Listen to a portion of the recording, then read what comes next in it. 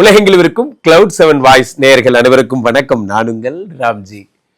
2026 புத்தாண்டு பிறக்கவிருக்கிறது. இந்த புத்தாண்டு யாருக்கெல்லாம் மகிழ்ச்சியை தரப்போகிறது, என்னெல்லாம் நடக்கும், யார் யார் லைஃப் எல்லாம் அப்படியே ஃப்ளைட்டில் போக போகிறது அப்படிங்கிறதெல்லாம் பார்க்க போகிறோம். அவ்வகையில் நமக்கே ஒரு ஸ்டைலில் ராசி ரீதியாக பார்க்கலாம். நண்பர்களே, இந்த வருடம் மிக முக்கியமான ஒரு பயிற்சியாக, மிக முக்கியமாக குரு பயிற்சி நடக்கிறது. இப்போ ஜூன் மாதம் 1ஆம் தேதி, ரைட்.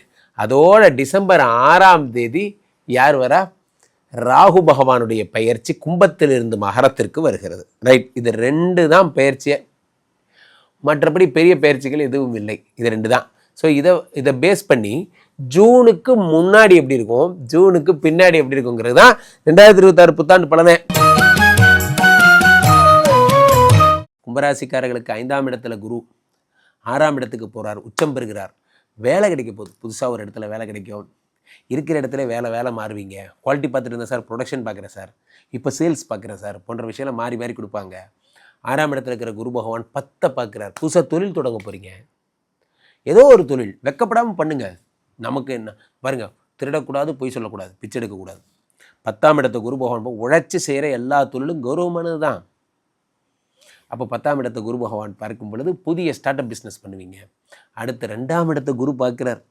காசு, பணம், திட்டு, மணி. 2ஆம் இடத்த குரு பார்க்கும்போது பணம் அப்படியே கொட்டும்.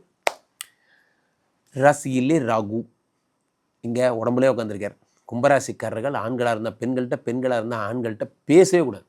முக்கியமாக மெசேஜ், வாட்ஸ்அப்பு, சேட்டு, காலங்காத்தால் எந்திரிச்சு ஃபோன் எடுத்தால் அனுப்புறியா, என்ன அனுப்புறியான்னு கேட்டால் அதுக்குள்ளே கோவப்பட்டு பிளாக் பண்ணிடுச்சு சார். இந்த மாதிரி கம்ப்ளைண்ட்டாக உங்களுக்கு வரும். எல்லாமே உங்கள் பெட்டி கேஸ் தான், ஆனால் மானம் போகிற கேஸு. தயவுசெய்து பார்த்து பழகுங்க.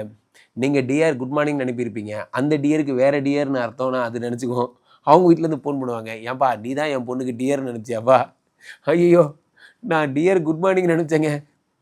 நிறைய பேருக்கு இங்கே டியர்னா என்னன்னே தெரியாது. ஸோ அப்போது ராசிநாதன் குரு பகவான் என்ன பண்ணுறாரு, என்ன தான் 2ஆம் இடத்துல பணம் கொடுத்தாலும் கேரக்டரில் ராகு உட்காந்துருக்கார். தயவுசெய்து டைவர்ஸ் போன்ற விஷயங்கள்லாம் வரக்கூடிய வருடம் இது. கும்பராசிக்காரர்கள் ஒய்ஃப் சண்டை போட்டாங்கன்னா கம்முன்னு இருங்க. அமைதியாக இருக்கிறது உங்களுக்கு நல்லது. ஒய்ஃபெல்லாம் உங்களை கண்டிப்பாக கடவுள் மாதிரி தான் பார்ப்பாங்க. நல்லா புரிஞ்சுக்கோங்க.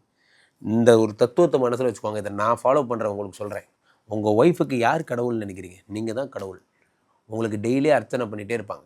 நீங்களும் கடவுள் மாதிரி கம்முன்னு இருக்கணும். அதுதான் உங்கள் வேலை, வேறு எதுவும் பண்ணக்கூடாது. இந்த பாலிசியை நீங்கள் மைண்டில் வச்சுக்கிட்டிங்கன்னா உங்களுக்கு எந்த பிரச்சனையும் வராது. கும்பராசிக்காரர்கள் ஜாக்கிரதையாக இருங்க.